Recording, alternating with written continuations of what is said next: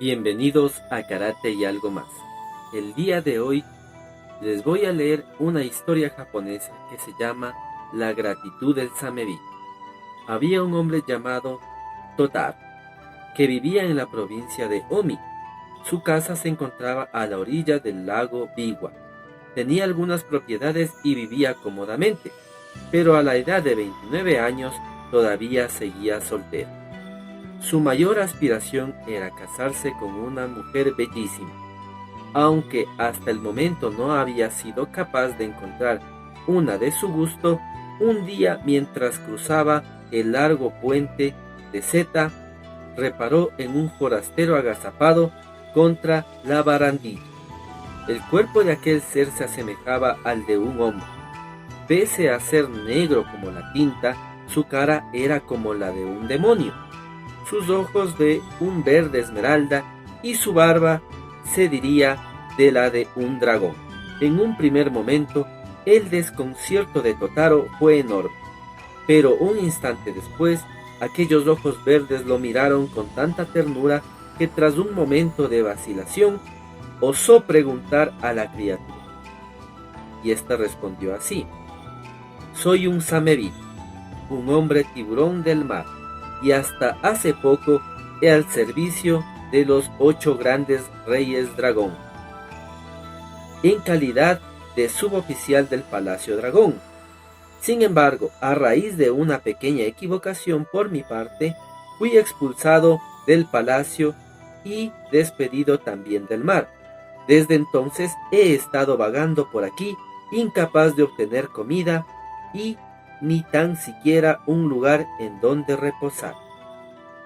Si se compadece de mí, lo más mínimo le ruego me ayude a encontrar refugio o algo que llevarme a la boca. De tan lastimosa manera se expresó, y al tiempo tan humilde, que el corazón de Totaro se conmovió. Acompáñeme, le dijo. Hay en mi jardín un estanque grande y profundo en donde podrá vivir tanto tiempo como desee, y yo me encargaré de que nunca le falte de comer. El Samebito siguió a Totaro hasta su hogar y pareció quedar muy complacido al ver el estanque.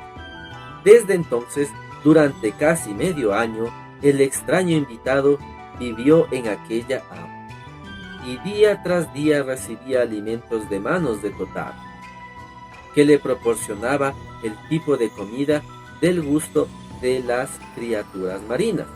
Pues bien, cuando corría el 7º mes del mismo año, tuvo lugar una peregrinación de mujeres.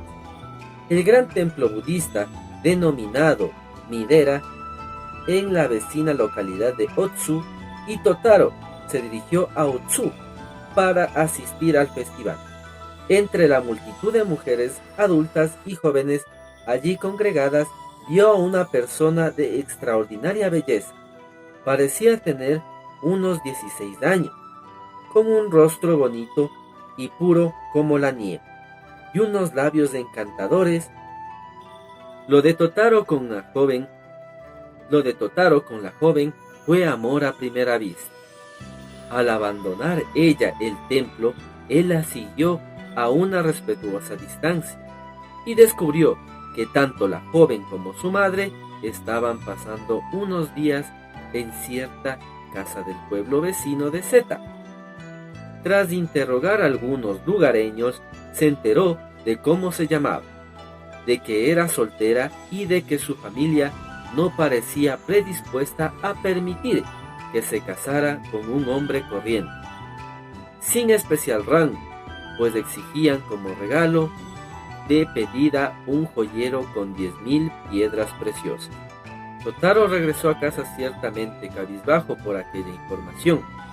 Cuantas más vueltas le daba al extraño regalo de pedida exigido por los padres de la joven, más sentía que nunca lograría desposar, incluso en el supuesto de que llegara a haber una cantidad tan grande como 10.000 piedras preciosas en el país. Solo un gran príncipe podía aspirar a reunir, y con todo, no pasaba una hora sin que Totaro tuviera en mente el recuerdo de tan hermoso ser. lo había hechizado al extremo de que ni comía ni dormía, y su imagen parecía hacerse cada vez más vivida conforme se iban sucediendo los días. Al final, Totaro cayó enfermo, tanto que no era capaz ni de despegar la cabeza de la almohada, y fue entonces cuando mandó a llamar a un médico. El médico, una vez hubo realizado un minucioso examen, dejó escapar una exclamación de sorpresa. Prácticamente cualquiera que sea la enfermedad, dijo, puede curarse con el tratamiento adecuado, a no ser el mal de amor. Tal es sin duda alguna su dolencia, para la cual no existe cura. Otrora murió de este mismo mal, de modo que ya puede usted prepararse a morir como él. Dicho esto, el médico se marchó sin tan siquiera dejar alguna clase de medicina para Totaro. Entretanto llegó a los oídos del Samebito, que vivía en el estanque de Totaro, que la enfermedad rondaba a su señor. Y así fue como se presentó en el interior de la vivienda para velar a Totaro. Se desvivió en atenciones hacia su persona, tanto de día como de noche, pero no se enteró de la causa ni del alcance de su padecimiento hasta casi una semana más tarde, cuando Totaro, creyéndose al borde de la muerte, le murmuró estas palabras de despedida: supongo que he tenido el placer de cuidar de usted durante tanto tiempo, porque en una existencia anterior debió de forjarse algún tipo de relación entre nosotros. Mas ahora, a decir verdad, me encuentro gravemente enfermo, y cada día que pasa mi estado empeora, y mi vida es como el rocío matutino que se evapora antes de la puesta de sol. Es lo que pueda acontecerle lo que me perturba. Su existencia ha pasado a depender de mis cuidados, y temo que no haya nadie para asistirle y alimentarle cuando yo ya no esté. Mi pobre amigo. Lástima, nuestras esperanzas y anhelos siempre acaban desbaratados en este mundo infeliz, exclamó. Tan pronto como acabó de expresarse Totaro, el Samebito lanzó un grito extraño y desaforado de dolor, y se echó a llorar con amargura. Al hacerlo, unos lagrimones de sangre descendieron desde las comisuras de sus ojos verdes, y rodaron por sus negras mejillas hasta gotear y derramarse en el suelo. Y en su caída seguían siendo sangre, pero una vez producido el impacto, se endurecieron y convirtieron en hermosas y relucientes joyas, en espléndidos rubíes carmesí, vivos como el fuego, pues cuando los hombres del mar lloran, sus lágrimas se convierten en piedras preciosas. Entonces Totaro, al contemplar aquel prodigio, quedó tan anonadado y sobrecogido que de pronto recobró sus fuerzas. De un salto abandonó el lecho y empezó a recoger y contar una tras otra las lágrimas del hombre tiburón, al grito de «Me ha curado, viviré, y tanto que viviré». Así pues, el hombre tiburón, boquiabierto, dejó de llorar y pidió a Totaro que le expresase la razón de tan milagrosa curación. Ante lo cual Totaro le habló sobre la joven que había visto en Midera y sobre el extraordinario regalo de pedida de mano exigido por su familia, puesto que estaba convencido Totaro de que jamás lograría reunir las 10.000 piedras preciosas. Supuse que no tenía ninguna posibilidad. En consecuencia, me deprimí y al cabo enfermé. Sin embargo, ahora, gracias a su generoso llanto, dispongo de una gran cantidad de piedras preciosas y creo que se me permitirá casarme con la joven. El único problema es que todavía no hay suficientes, de modo que le ruego que llore un poco más para reunir la cantidad exigida por su familia. Ante semejante propuesta, el Samebito negó con la cabeza. y respondió con tono de sorpresa y reproche: ¿acaso me toma por una ramera, capaz de llorar siempre que me venga en gana? Ah, no, las rameras lloriquean para engatusar a los hombres, mientras que las criaturas marinas no lloran si no es por un verdadero sentimiento de quebranto. Mi llanto por usted era de auténtica aflicción. Ante la idea de que iba a morir, ya no puedo llorar más, en vista de que me ha dicho que está curado. ¿Y qué voy a hacer ahora yo?, preguntó quejoso Totaro. A menos que reúna 10,000 joyas, no podré casarme con él. El samebito permaneció en silencio unos instantes, como si reflexionara, y luego dijo: escuchen, hoy es de todo un punto imposible que pueda llorar más.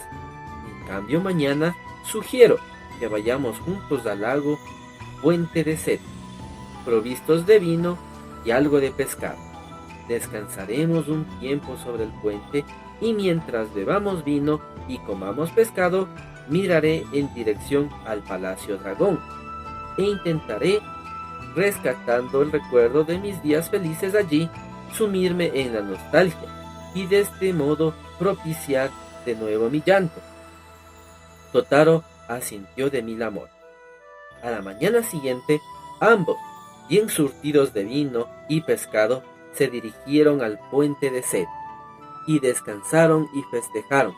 Tras beber sus buenos litros de vino, el samebito dejó la mirada perdida en dirección al Reino Dragón y sus pensamientos visitaron el pasado. Así, de manera progresiva, bajo la anestésica influencia del alcohol, el recuerdo de días más felices llenó su corazón de lamento y lo invadió la nostalgia, por lo que prorrumpió en profundos sollozos, y las grandes lágrimas rojas que vertieron cayeron sobre el puente en una lluvia de rubíes que Totaro se encargaba de reunir a su caída y de guardar en un joyero. Los fue contando hasta que llegaron a 10,000. Entonces profirió un grito de alegría. Casi al mismo tiempo, desde muy lejos, al otro lado del lago, surgió una deliciosa melodía que flotó en el horizonte, elevándose poco a poco sobre las aguas, y como hecho de nubes, se vislumbró un palacio de un color crepuscular.